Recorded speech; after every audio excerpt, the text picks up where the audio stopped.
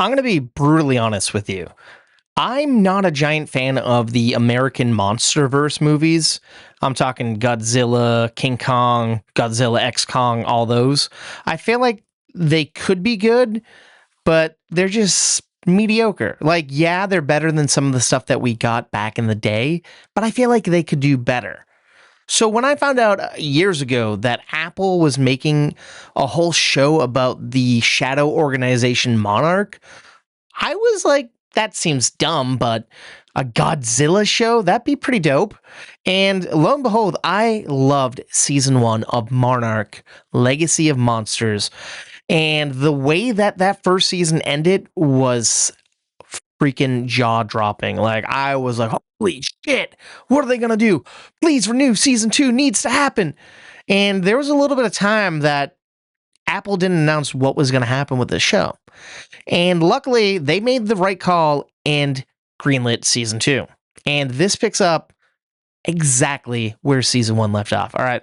Sorry, this is going to be spoiling season 1. If you haven't seen season 1, shut this off, watch it, come back. But I won't spoil season 2, of course. So essentially, season 1 ended with Kate coming back from that alternative time, and, well, not just Kate, a couple of characters. And we see that they're on an island, and it's the future. I think it's like 2017, and instead of seeing Godzilla, Kong is there, and it's like, oh shit, season 2's Kong, baby. And yeah, sure, Kong is here, yeah. But Godzilla's also back. So essentially, this is like the fallout. And the big thing that happened when Kate came back with her grandmother, Kiko. That's her name, right? Kiko? Yeah, sorry. Names elude me sometimes. The young version of her grandmother and her are back, but they're both saddened because Kurt Russell's character, Lee Shaw, sacrificed himself, and he's trapped there. And Monarch's like, hey, we got you. You're safe. You're good. Let's give you a rundown of everything. And of course, life has went on for their friends and family, like May and Kentaro. They were essentially still doing things, trying to save their friend. But this all took a major toll on Kate. And she's like, hey, we have to save Lee. And they're like, we can't. There's no way to go back. And it becomes about saving Lee. And sure, we're getting flashbacks with Wyatt Russell and Anders Holmvik and, of course, Marie Yamamoto. And we're also doing modern day stuff. Essentially, all right, spoiler alert. No, I'm not going to spoil it. But things happen. And our group essentially is split up and divided and splintered into different segments. Some people are coping with what happened. Some people are trying to pretend stuff never happened. Some people are trying to improve things. But the big issue here is Apex essentially has control of Monarch. And Tim is now in charge of Monarch. And I love Tim. He's a great guy. Coming from like the fucking little IT room to where he's at now is astounding. All these characters really are doing great things.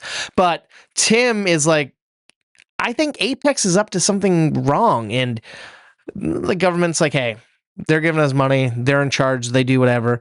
And essentially a new Titan X, is on the loose, and it could be devastating.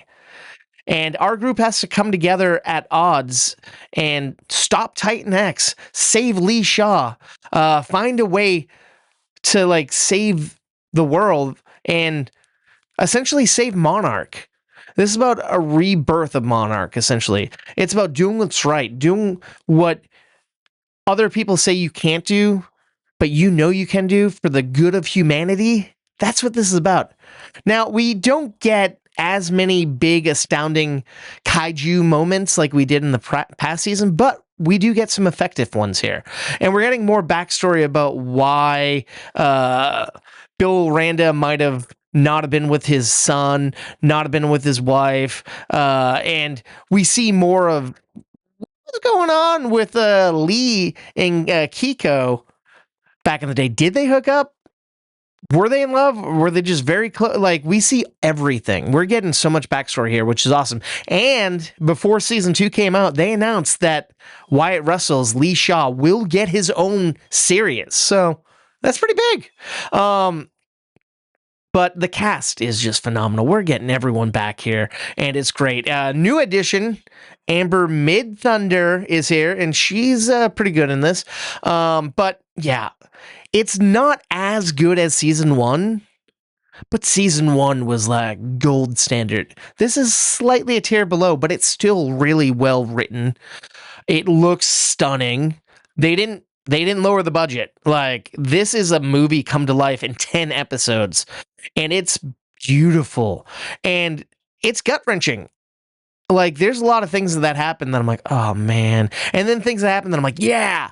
And by the time the season ends, it doesn't end on a holy fuck moment like the last season, but it ends off on a, all right, well, there's some loose threads here, but if the show doesn't go on, it's like, I guess we could be slightly satisfied, but I want more.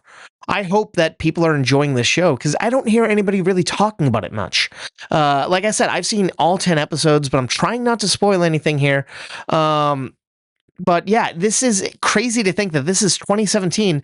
So almost all these like Godzilla X Kong movies haven't happened yet in this world. And it's like, where were all these characters when that movie happened, or those movies? Like, I'm intrigued. So they can keep this series going and work it into the movies, or it could just be its own thing, which I'm totally down for. Like, I love this series. I eat this up. Like, I binge watched the hell out of this. Like, every second of this was pulse pounding. It was just so great. I have no complaints besides the fact that it just, something about it doesn't fully feel as great as the original. Maybe it's the lack of John Goodman. We had him in the beginning of the first pilot episode. No, I'm just being sorry. I would love to see Goodman come back, but that's not happening.